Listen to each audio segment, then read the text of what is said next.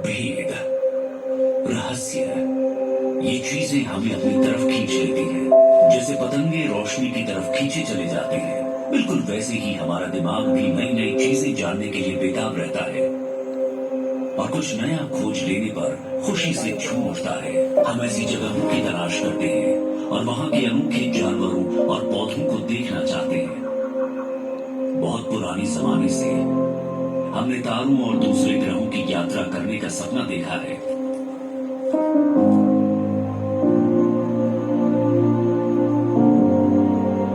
जैसे ही हमें पता चला कि ये कैसे करना है, हमने अंतरिक्ष में हाथ बढ़ाया, कृत्रिम चांद छोड़े जिन्हें हम आसमान में देख और ट्रैक कर सकते हैं। जल्द ही वे उपग्रह हमारी ओर और आकाश की ओर दृष्टि डालने लगे। और ये ज्यादा पुरानी बात नहीं, जब कॉस्मोनॉट्स और एस्ट्रोनॉट्स वास्तव में अंतरिक्ष में कदम रखने लगे। हमारी स्मृति में हमारे ग्रह के निवासी चंद्रमा की सतह पर पैर रखने में सफल रहे। ये सब अत्यंत शीघ्रता से घटित हुआ।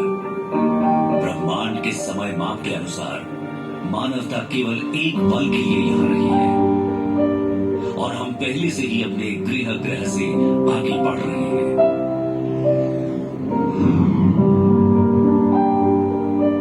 ये 1961 था जब पहली बार एक मानव को कक्षा में भेजा गया था। अगले ही साल मैरिनर 2 पृथ्वी को पीछे छोड़कर हमारे सबसे निकटतम ग्रहीय पड़ोसी शुक्र की यात्रा पर निकल पड़ा।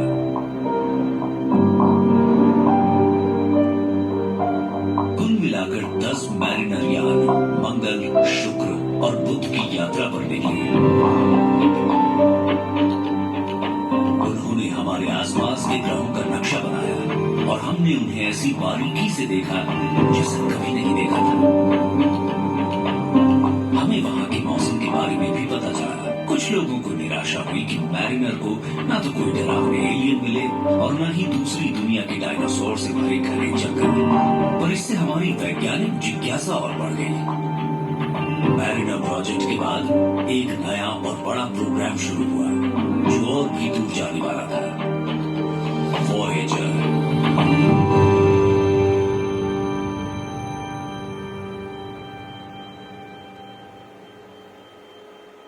वॉयेजर टीम ने हमारे सौर मंडल के बाहरी ग्रहों के भेद जानने के लिए 2 एक जैसे स्पेस यान बनाए, वॉयेजर्स 1 और 2। उन्हें पहले बृहस्पति और शनि तक जाना था, पर इतनी दूर जाने में कई चुनौतियां थी। आखिर वॉयेजर धरती से इन दूर के गैसी ग्रहों तक अरबों किलोमीटर का सफर कैसे करेंगे? किस्मत ने उनका साथ दिया। पृथ्वी, बृहस्पति, शनि, यूरेनस और नेपच्यून सभी आदर्श स्थिति में आ रहे थे। ये ग्रह 174 साल तक फिर से इतने अनुकूल स्थिति में नहीं होंगे। समय बिल्कुल सही था।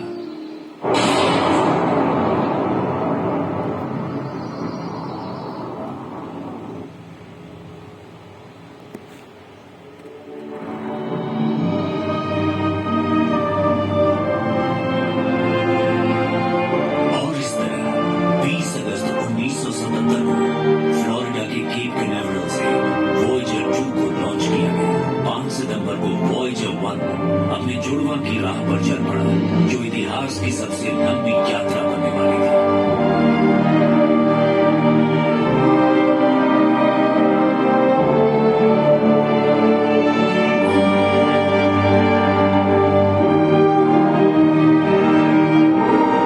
लॉन्च के कुछ ही समय बाद लगभग 1.2 करोड़ किलोमीटर दूर से वॉयेजर 1 ने एक ही फ्रेम में धरती और चांद की तस्वीर खींची। पहली बार हमने देखा कि अंतरिक्ष की गहराइयों से हमारा घर और उसका उपग्रह कितने छोटे दिखते हैं। लेकिन कठोर वातावरण और लंबी यात्रा के खतरे बढ़ते जा रहे थे। जब वॉयेजर 2 धरती से आ रहे संचार संकेतों का जवाब नहीं दे रहा था, टीम को पता था कि यान कहां है, पर बातचीत न हो पाने की वजह से वे इसे कंट्रोल नहीं कर पा रहे थे। ऐसा लग रहा था कि उनका कीमती यान बस स्पेस का अवशेष बनकर रह जाएगा। खोज का काम बस खत्म होने वाला था।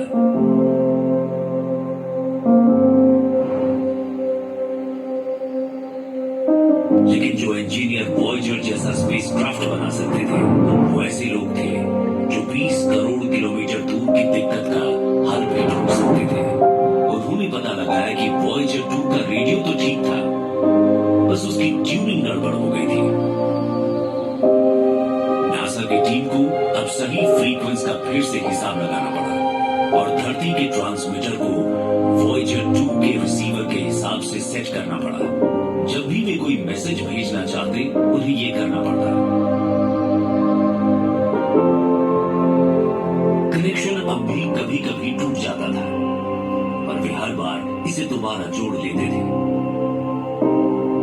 5 मार्च 1979 को फ्लोरिडा छोड़ने के 1.5 साल बाद बृहस्पति से संपर्क बिल्कुल योजना के मुताबिक हुआ।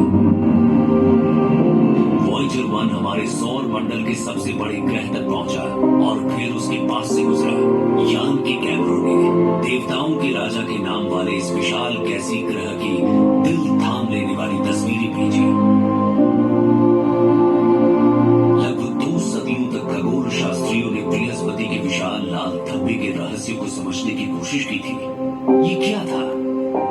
ऐसा लगता था कि एक विशाल ग्रह के चेहरे पर बस एक दाग है, लेकिन ये धब्बा पृथ्वी के आकार से 3 गुना बड़ा था। क्या ये एक विशाल पठार था? एक एलियन निर्माण? एक सिग्नल?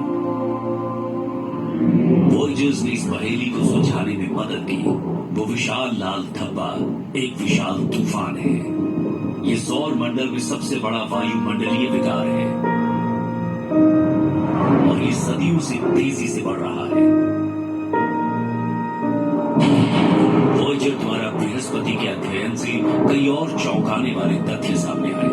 1000 किलोमीटर से अधिक लंबी बिजली की चमक और ध्रुवों पर हमारे अपने ग्रह पर मौजूद ऑरोरा के समान ऑरोरा। वॉयेजर्स की मदद से वैज्ञानिक ये भी देख सकते थे कि बृहस्पति को छोटे धूल कणों से बनी दिखाई देने वाली हल्की रिंग्स से घेर लिया गया था। जब उनका समय आया तो जोवियन चंद्रमाओं ने अपने क्लोजअप के लिए पोज दिया। यूरोपा, गैनीमेड, कैलिस्टो और आयो। गैनीमेड के दृश्यों ने पुष्टि की कि ये सौर मंडल में सबसे बड़ा ग्रहीय उपग्रह है। ये पृथ्वी के चंद्रमा के आकार से 1.5 गुना बड़ा है। इससे ये बुध ग्रह से भी बड़ा हो जाता है। बृहस्पति के आयो और यूरोपा नामक 2 चंद्रमाओं ने वैज्ञानिकों को बड़े आश्चर्य में डाल दिया। वैज्ञानिकों ने सोचा था कि हमारे सौर मंडल में केवल पृथ्वी पर ही सक्रिय ज्वालामुखी है। उन्होंने माना कि अन्य ग्रह और चंद्रमा भूकंपीय रूप से मृत है, लेकिन आयो पर वॉयेजर्स ने स्पष्ट रूप से ज्वालामुखियों को आयो की जमी हुई सतह पर पिघले हुए लावा को उगलते हुए देखा। आयो के लावा प्रवाह, जिनमें से कुछ 500 किलोमीटर लंबे थे, एक शानदार दृश्य था। काली ज्वालामुखी राख के साथ मिलकर लावा चमकते और जगमगाते हुए लाल, नारंगी, पीला, मरून, सतह स्वयं बदलते रंगों का एक कलाइडोस्कोप है। आयो एक अपेक्षाकृत युवा चंद्रमा है जो विचित्र अवसादों और पहाड़ों से ढका हुआ है। ये पहाड़ पृथ्वी के किसी भी पहाड़ से बहुत ऊंचे हैं। आयो कोई निष्क्रिय या मरा हुआ ग्रह नहीं है, बल्कि इसके 400 सक्रिय ज्वालामुखी इसे सौर मंडल का सबसे भूवैज्ञानिक रूप से सक्रिय क्षेत्र बनाते हैं। बृहस्पति के दूसरे चंद्रमा यूरोपा के साथ हुई नजदीकी टकराव भी कम रोमांचक नहीं थी। वैज्ञानिक पहले से जानते थे कि यूरोपा बर्फ से ढका हुआ है। वॉयेजर्स ने यह पता लगाया कि 1 किलोमीटर मोटी बर्फ की परत के नीचे तरल जल का एक महासागर छिपा हुआ है। दरअसल यूरोपा में पृथ्वी से भी अधिक पानी है। पृथ्वी के सभी जल स्रोतों से 2 या 3 गुना ज्यादा।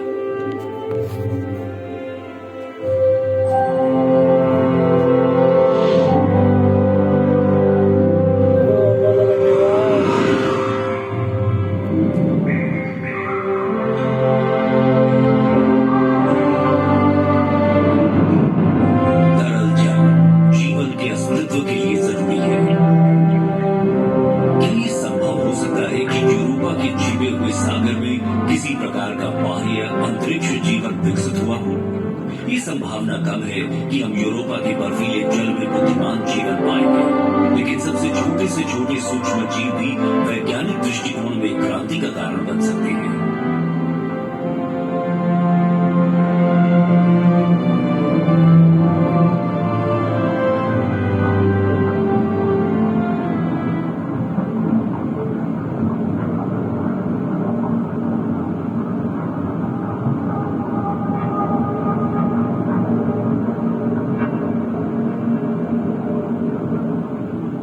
बृहस्पति सौर मंडल के उन ग्रहों में से केवल पहला था जिसे वॉयजर्स ने अपनी यात्रा में शामिल किया था।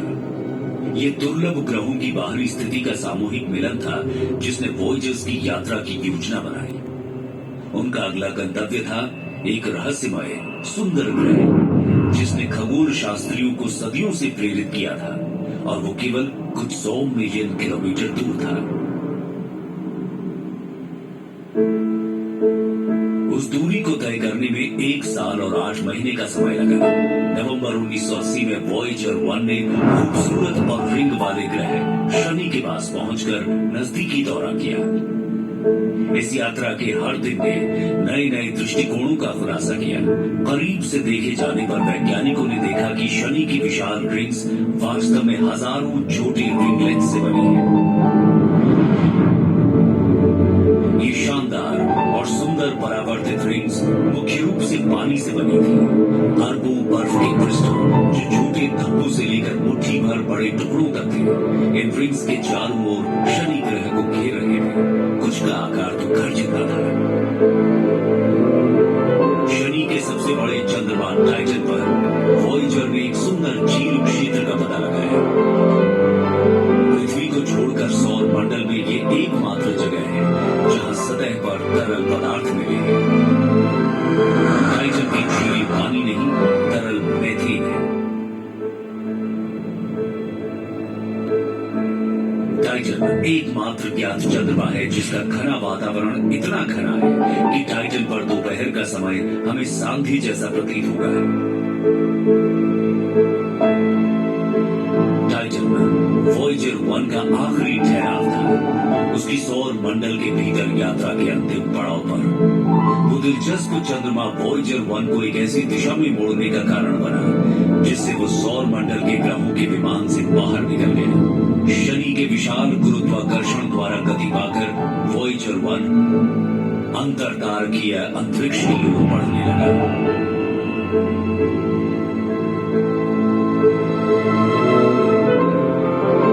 वॉयेजर 2 ने पीछा नहीं किया। उसे अभी हमारे सौर मंडल के भीतर और स्थानों पर जाना था। ये यान अगस्त 1981 में शनि तक पहुंचा। वॉयेजर 1 के 9 महीने बाद वॉयेजर 2 ने पता लगाया कि एनसेलेडस बहुत युवा है, सिर्फ कुछ 100 करोड़ साल पुराना। ये सौर मंडल में एक बच्चे जैसा है। इसकी युवावस्था ने इसकी सतह को विविध और आकर्षक परिदृश्य दिया है। इसकी सतह पर खाइयों से भरे क्षेत्र हैं, जबकि अन्य स्थानों पर दरारों से भरे क्षेत्र भी मिलते हैं। इसके अलावा यहाँ कई पहाड़ी श्रृंखलाएं, लंबी दरारें और बर्फ से ढकी चोटियां हैं। एनसेलेडस मुख्य रूप से बर्फ की परत से ढके एक विशाल जलाशय के रूप में है, जिसमें बीच में एक बड़ी चट्टान है।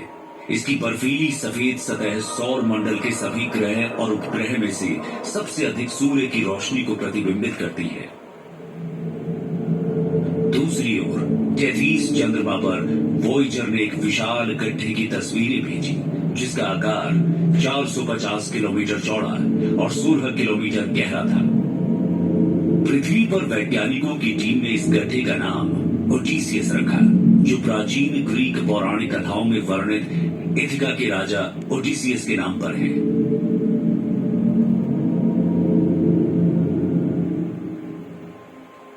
शनि की यात्रा खत्म होने के बाद वॉयेजर 2 ने शनि के विशाल गुरुत्वाकर्षण का उपयोग करते हुए गति को तेज किया और उसे अपने अगले गंतव्य रहस्यमय बर्फीले ग्रह यूरेनस की ओर भेज दिया।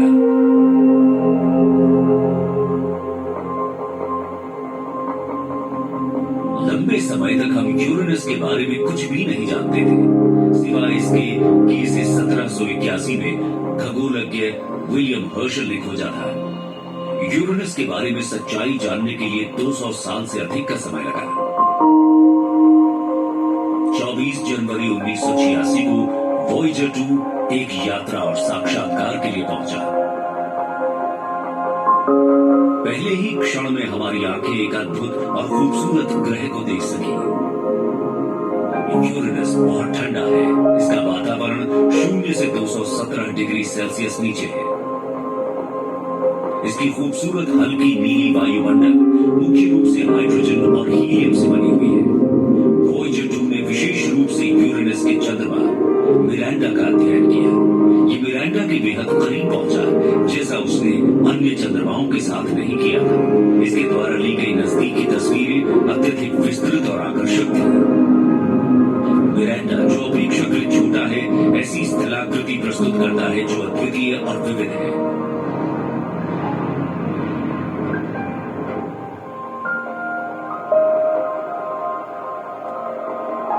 मिरांडा के बारे में लगता है इसका अतीत आश्चर्यकारी और हिंसक रहा है। इसे एक हिंसक टक्कर से नष्ट कर दिया गया था। उसके बाद गुरुत्वाकर्षण ने टूटे हुए टुकड़ों को फिर से एक साथ खींच लिया और मिरांडा का पुनर्निर्माण हुआ। वॉयेजर 2 ने यूरेनस के पास कुछ ही दिन बिताए और फिर अपनी गति और गुरुत्वाकर्षण के बल से उसे नेपच्यून की ओर फेंक दिया, जो दूसरा बर्फीला ग्रह था।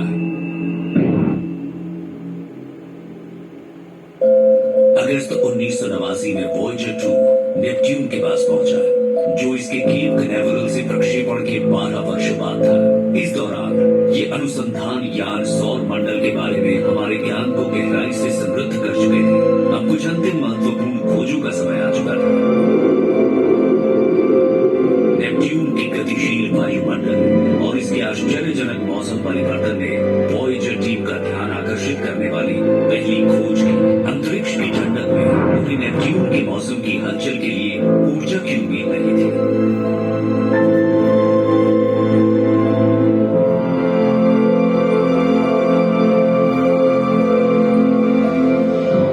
नेपच्यून के दक्षिणी गोलार्ध में वॉयेजर 2 ने एक स्थायी एंटी साइक्लोनिक तूफान, जिसे अब ग्रेट डार्क स्पॉट कहा जाता है, की खोज की। वॉयेजर ने यह भी पाया कि नेपच्यून की हवाएं सौर मंडल की सबसे तेज हवाएं हैं, जो 2100 किलोमीटर प्रति घंटे की गति तक पहुंच सकती है। वॉयेजर 2 ने नेपच्यून की चारों ओर एक कमजोर और खंडित रिंग सिस्टम का भी पता लगाया। ये पता नहीं चल सका कि ये रिंग्स किससे बनी है और इनमें लाल रंग क्यों है। लेकिन जब वॉयेजर 2 ने ट्राइटन के पास से उड़ान भरी, तो और भी आश्चर्यजनक तथ्य सामने आए। ट्राइटन सौर मंडल का एकमात्र बड़ा चंद्रमा है जो नेपच्यून की परिक्रमा अपनी उल्टी दिशा में करता है। यानी नेपच्यून जिस दिशा में घूमता है, ट्राइटन उसकी उल्टी दिशा में चलता है। वैज्ञानिकों का मानना है कि ट्राइटन का असामान्य परिक्रमण ये सिद्ध करता है कि ये कभी एक बौना ग्रह रहा होगा। लाखों साल पहले ये नेपच्यून के पास आया और उसकी विशाल गुरुत्वाकर्षण द्वारा पकड़ा गया। उस विपरीत दिशा में परिक्रमा करने के कारण ट्राइटन धीरे धीरे ऊर्जा खो रहा है। कुछ समय बाद ट्राइटन का नाश हो जाएगा। इसके टुकड़े शायद नेपच्यून के चारों ओर एक रिंग सिस्टम का निर्माण करेंगे, जो शनि के रिंग से भी अधिक विशाल और स्पष्ट होगा।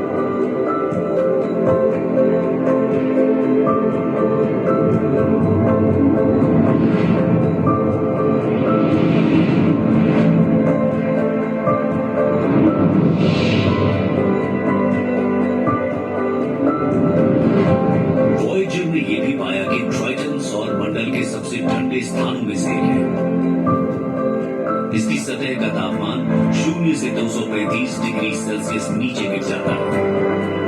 वैज्ञानिकों को ट्राइटन के दक्षिणी ध्रुव के पास कुछ ऐसा देखने को मिला जिसने उन्हें आश्चर्यचकित कर दिया।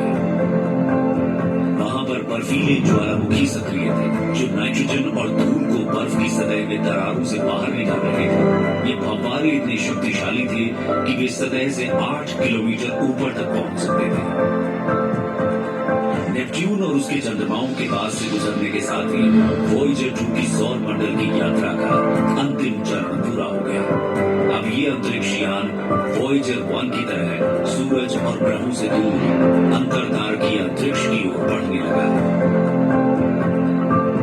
वॉयेजर 1 ने सौर मंडल की सीमा को पार करने वाला पहला मानव निर्मित यान बनकर इतिहास रचा। ये अगस्त 2012 में हुआ। वॉयेजर 2 अब बहुत दूर नहीं है। अब दोनों अंतरिक्ष यान हमारे सौर मंडल से बाहर की दिशा में बढ़ रहे हैं, हर एक अपनी अपनी दिशा में। उनके मिशन पूर्ण हो चुके हैं और वॉयेजर्स के ऑन बोर्ड उपकरण धीरे धीरे बंद हो रहे हैं। अंतिम समय में 2025 और 2030 के बीच उनकी यात्रा शुरू होने के आधी शताब्दी बाद नासा इन वॉयेजर्स से हमेशा के लिए संपर्क खो देगा। लेकिन इसके बाद क्या हो सकता है?